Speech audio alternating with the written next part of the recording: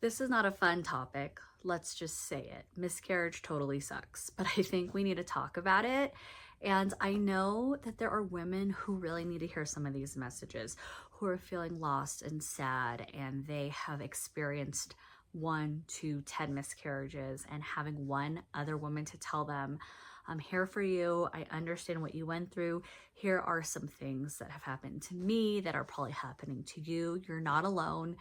Prayer has really helped me to understand my suffering, and I didn't understand the point of miscarriage before. I used to ask myself, God, why did you design this? Why is this part of women's stories? Why is it part of my story?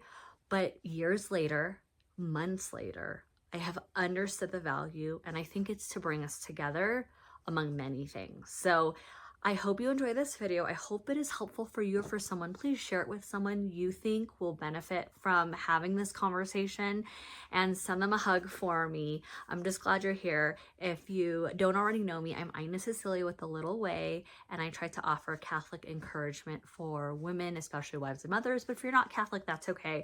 I think this will be helpful to anyone who God may have sent you here so that you can listen to my story and my experience and things that have helped me, a mindset that I have taken on in spite of these very tragic circumstances. So let's just get into it. Okay, first, a little background on me in case you're new. I am a wife of 10 years and a mother of 4 on earth. I have 3 in heaven. My oldest is 10. Shortly after he was born, I'd say he was 15 months old, we found out we were pregnant with our second. And we were so excited because, well, first of all, I was shocked that I could have children. I had little signs, like I was very irregular from childhood when I, first had my cycle, and I wasn't sure what God's calling was. I thought maybe I'll be a missionary, maybe I won't have any children, who knows?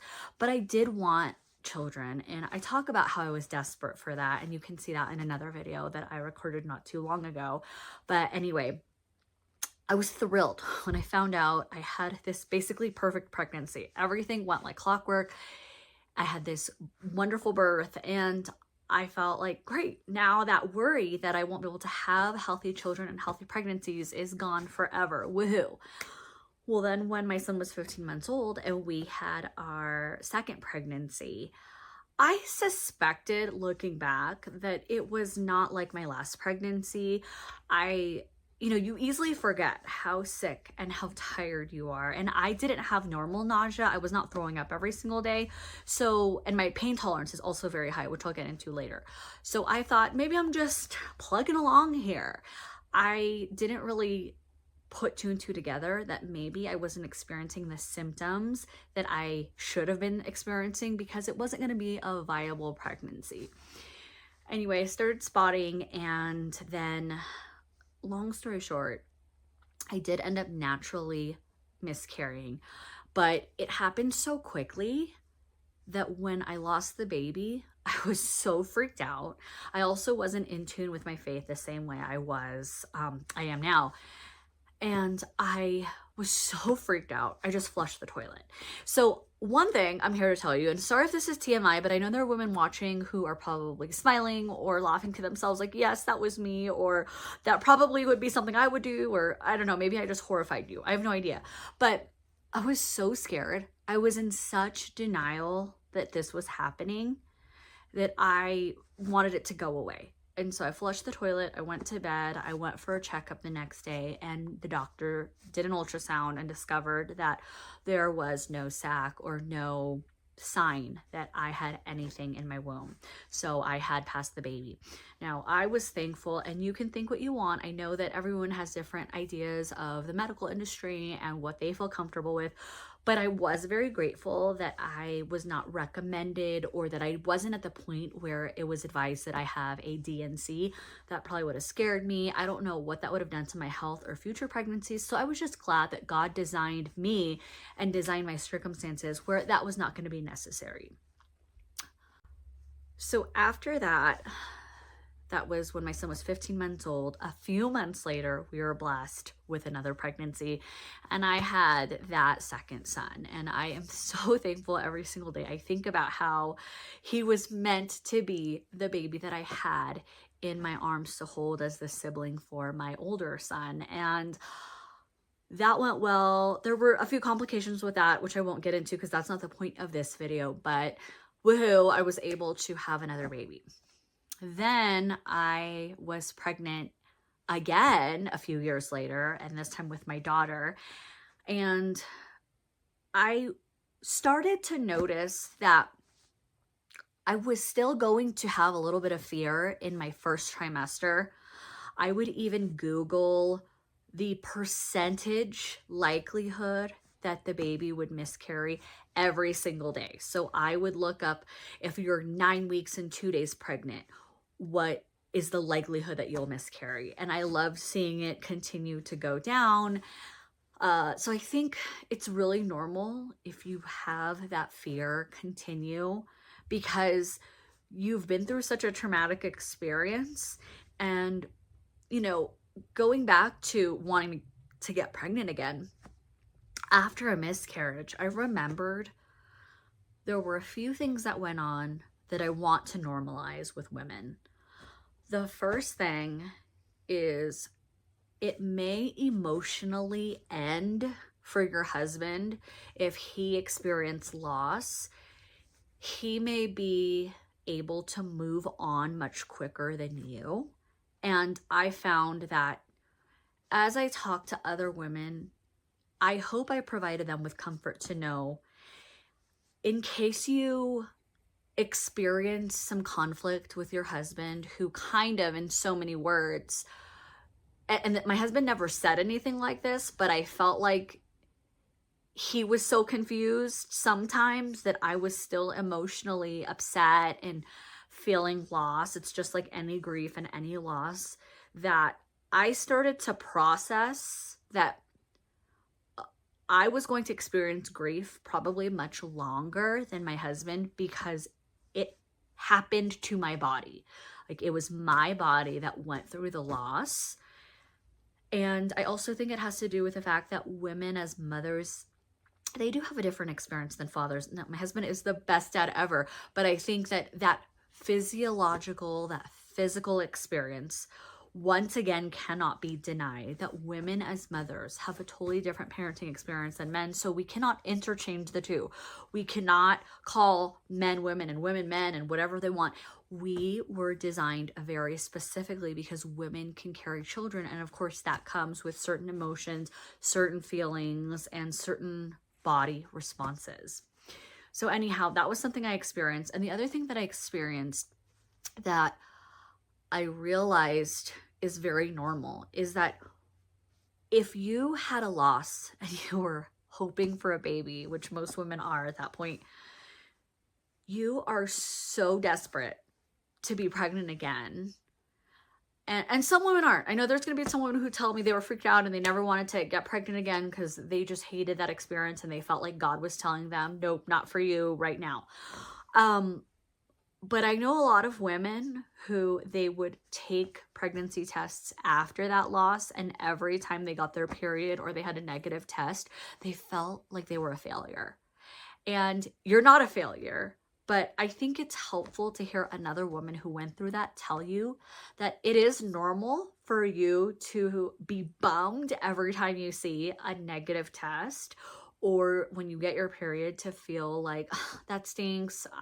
I wish that this was my month. I wish this was the positive test. So, you know, if it is on your heart, if it is your desire, God wants us to multiply. So don't lose faith. Keep trying with your husband. One miscarriage can be so discouraging that you don't ever want to experience it again, but it doesn't mean the end of your motherhood story. And that's very clear with, you know, I'll just keep going with the rest of my story. Okay, so we're on to, it was my third child. So it was my fourth pregnancy, but my third child. And once I got over that first trimester fear, I felt like, okay, I think this one's gonna stick. And that too was a great pregnancy, healthy labor and delivery, thank God.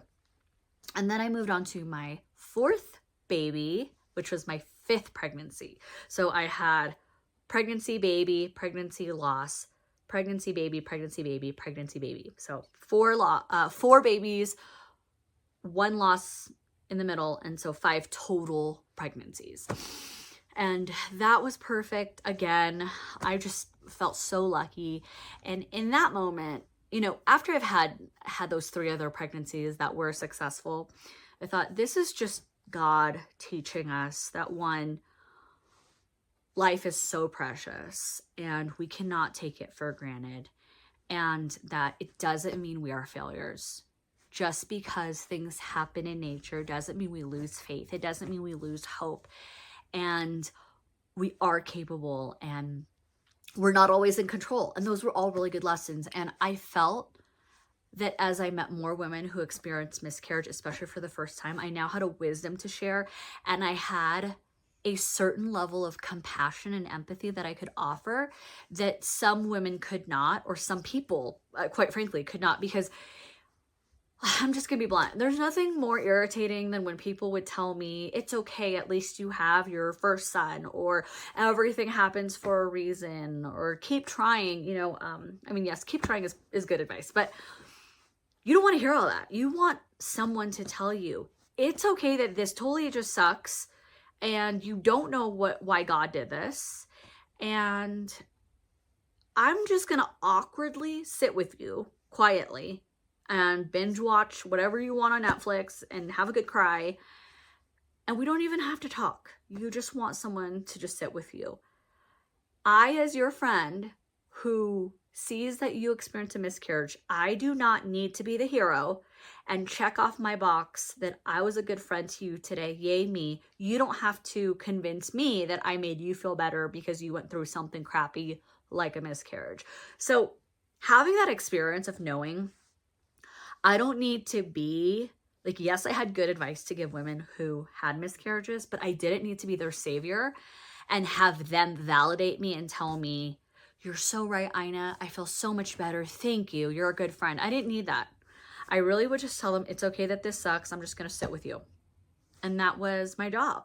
So if you have gone through that, I highly encourage you to consider that mode of helping someone when you are trying to help a friend. Because I also remembered, you know, when I had a loss, I had a colleague at work who was kind of a one-upper.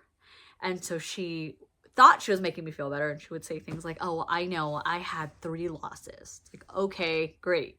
That not only doesn't make me feel better, but kind of diminishes my loss. Like, it was not as big a deal as your loss, because who can compete with that?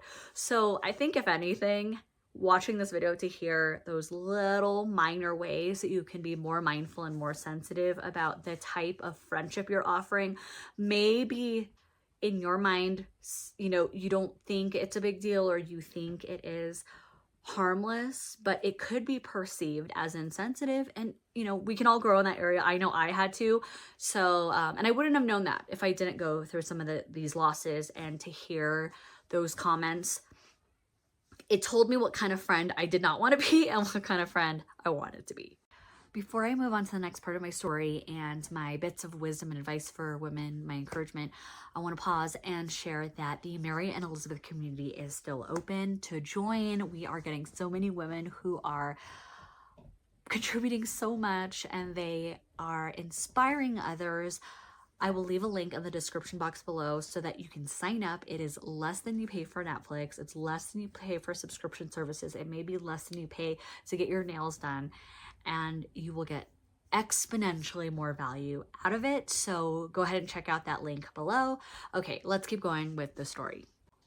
Now, after we had our 2 boys and our 2 girls, which was always something that my husband and I daydreamed about, we thought that would be the perfect family. Everyone has a brother, everyone has a sister. I thought we were good. And God had other plans for me. So I found out I was pregnant, and this was last year in February of 2024. And I was in shock, because there was a part of me that thought, maybe I'm done because God thinks I'm done. Like God said, I gave you what you wanted. Now this is just going to be my plan. Like, even if you were to practice natural family planning, you're not going to have a surprise baby. That's just the family size I have planned for you. So we were not necessarily in the best financial place.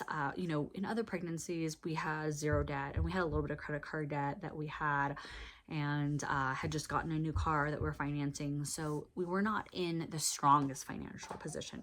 But I will tell you what this pregnancy did for me. It really challenged me to think, am I putting my money where my mouth is? I had recently reverted to Catholicism, and I was for life. I was so pro-life, and I still am. But I remembered finding out I was pregnant thinking, you are pro-life when it comes to other people, but are you pro-life for yourself? Are you truly open to whatever family size God has planned for you? That might mean 10 children.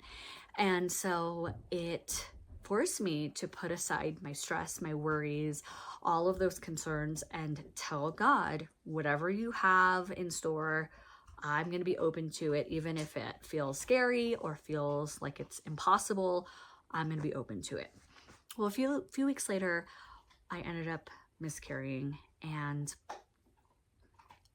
it was interesting because I was so sure for so long that having 3 successful pregnancies and births after my first miscarriage, that I was done with miscarriages, that was the fluke, that was God teaching me the one lesson I needed to learn with this one experience, and then He was never going to do that to me again.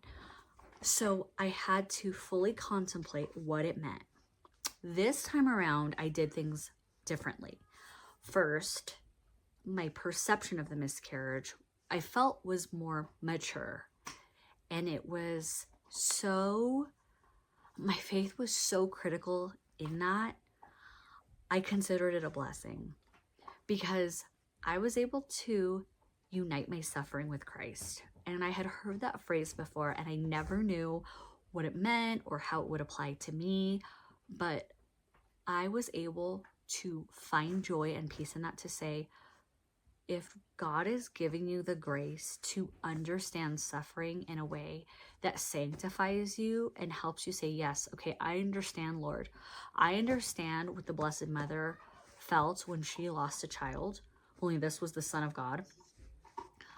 So now I'm able to fully put myself in that position of loss, of understanding how I could use that suffering and offer it up to God for all of the sins, for reparation, for humanity.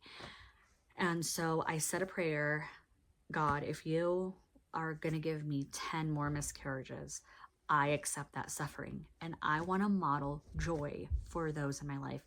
I also wanted to model for my children, because we did tell them, and so they experienced that loss too. We did tell them, we wanted to show them, when something bad happens, you don't just forsake your faith, and you don't just say, well, that's it, forget it, I'm not going to church, I'm not doing any of those things. Instead, I leaned more on my faith, and I prayed more, and I wanted to show my children, we have to keep going. We have to keep continuing to have good attitudes and joy in our lives, no matter what hardships God gives us. So I found that to be a blessing, that I was able to show that to my children and teach them through my experience. And then, instead of flushing this baby down the toilet, I felt like I was able to face my fear. I picked that baby up, and we buried the baby in our yard and had prayers for that baby. And I thought that was a really good closure experience for us, where we could show respect for life in a way that we think God wanted us to. And so if that has happened to you, I encourage you. I think it went very well with my children, and it helped them to lean on prayer and lean on faith. Now, after that loss, I was pregnant again 9 weeks later and experienced loss again. Now, this time, I was not as open to suffering. I felt much more distraught, much more like, God, I said if you offer me 10 more miscarriages, I will take it joyfully. But I wasn't serious. Or wait a second, are you really actually going to take me up on that? So that was hard because at that point, I could really picture us having more and more and more children. And I felt a lot more defeated and a lot more insecure. I felt like I was back where I was however many years ago, right after that first miscarriage, where every time I went to the restroom, I was nervous that I would see something that showed a sign that I was going to lose the baby, or, I was just frustrated. And I felt like I also didn't want to be the person, I told people right away I did not wait until I was through the first trimester because I wanted as many people to pray for me as possible. And so I reached this point where I felt like, am I just the girl who cried pregnant?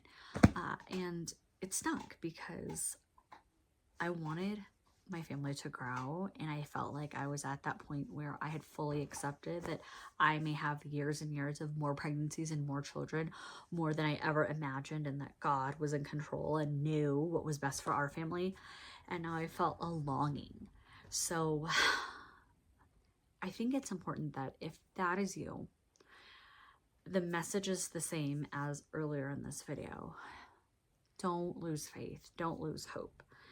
I still have many hopes that God is going to give me the family He wanted me to have. And I have to tell you that there was a part of me that thought, maybe my womb is just old. Maybe it's tired, because I had my first baby at 24, and then now I'm in my mid-30s, and, maybe I'm just done.